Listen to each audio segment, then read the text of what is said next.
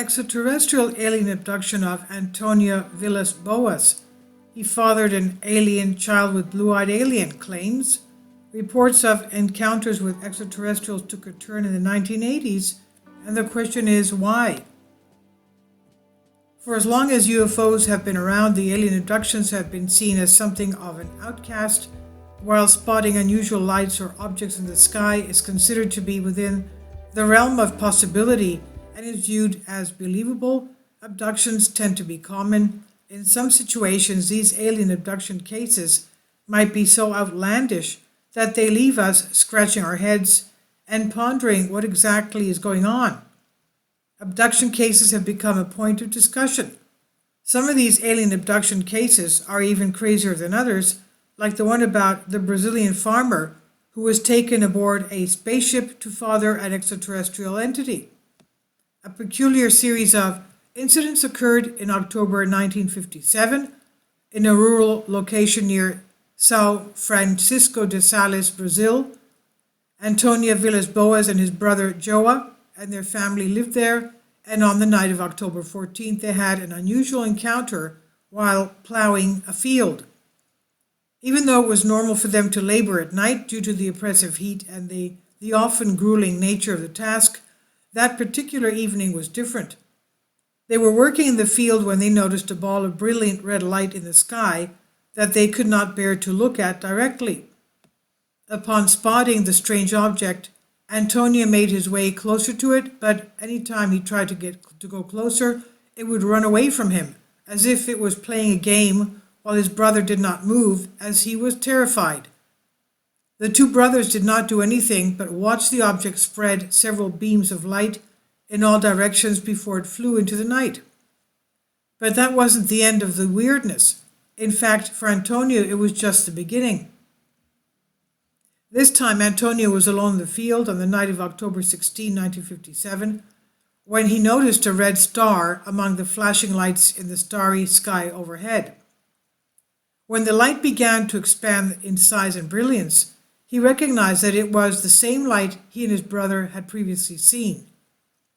Instead of fleeing, the light seemed to be closing in quickly on him, and the terrified farmer could see that it was an egg-shaped spacecraft of some sort, with a revolving dome and a brilliant red light on top. Using three metal legs that emerged from beneath the UFO, it softly touched down on the field near Antonio before a hatch opened up to release a 5-foot-tall humanoid alien in a helmet and gray overalls. To escape from there, Boas turned his tractor around and tried to run, but the vehicle quickly stalled, forcing him to continue on foot. He didn't make it very far, and the alien managed to catch him. The alien was with 3 other aliens who looked the same and communicated by yelping and barking. Antonio alleged that he was unable to adequately defend himself against them, so they physically dragged him into their UFO. He was kept in a brightly illuminated room where the aliens stripped him naked and covered him with a slippery, gelatinous material before transporting him to another room filled with weird red symbols. The alien slashed his chin to draw blood before leaving him alone for a while. As he sat there afraid and unsure of what was going to happen next, a foul-smelling gas was piped into the room, causing Antonio to vomit.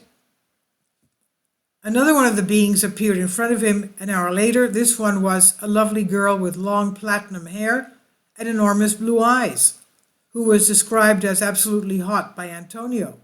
He further stated that he had intercourse with the creature, and after that she rubbed her stomach, which implied that she would carry his child. He was then dropped off at his tractor 4 hours later with strange burns on his body that he didn't remember getting. Now let's remember this long platinum blondish hair and blue eyes and the beautiful, doesn't this remind us of the description of the Atlanteans? Now, he continued to have different health problems over the next few days, including severe headaches, nausea, and mysterious skin lesions that appeared on his body for no apparent reason.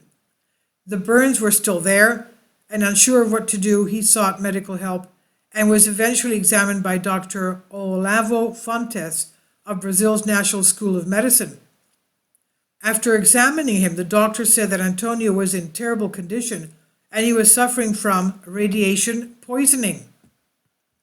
Among Antonio's symptoms, the doctor said, Dr. Olavio Fontes said, among Antonio's symptoms were pains throughout the body, nausea, headaches, loss of appetite, ceaselessly burning sensations in the eyes, cutaneous lesions on the slightest of light bruising, which went on appearing for months, looking like small reddish nodules, harder than the skin around them and protuberant, painful when touched, each with a small central orifice yielding a yellowish, thin, waterish discharge. The skin surrounding the wounds presented a hyperchromatic violet-tinged area. When Antonio approached journalist Jose Martins regarding the incident, the story was quickly taken up by ufologists, and by 1958 the entire unusual narrative was received worldwide recognition and more than its fair share of raised eyebrows as it was increasingly mentioned in the mainstream media. The entire incident was so bizarre that it borders on absurdity. Tales of extraterrestrial abduction were nearly non-existent at the time, and Antonio's claim was one of the earliest to ever receive any substantial attention, so many people were perplexed. Even ufologists were doubtful of it, and it was suggested that he made it all up after reading a similar odd description on a popular magazine called O Cruzeiro, and also that he was highly influenced by ufologist George Adamski's incredible bizarre reports of victims of alien encounters. It looks suspicious that he had the memory of the whole incident without any regressive hypnosis. Therefore, it was argued that he came up with the idea in 1958 and then pretended his tale to make it look more convincing. But what about the radiation burns? Now, even among the most ardent ufologists, stories of extraterrestrial hybrids and extraterrestrial experiences have persisted to this day. How could an alien have DNA compatible with ours to the point that they could conceive one of our children? It's absolutely implausible from a scientific standpoint. There are a lot of things regarding this case that don't have scientific explanation, so it has been widely disregarded. Although his story was labeled as a hoax, that does not mean he was a lunatic. Antonio later went on to become a respected lawyer, and also he always believed that he believed in his story until his death, and he died in 1992. Was this story of alien abductions only the ramblings of a troubled guy, a prank, or was there something more to it? It doesn't matter what the truth is. This is one of the first publicly reported UFO abduction stories and continues to be debated to this day. And this is on Collective Spark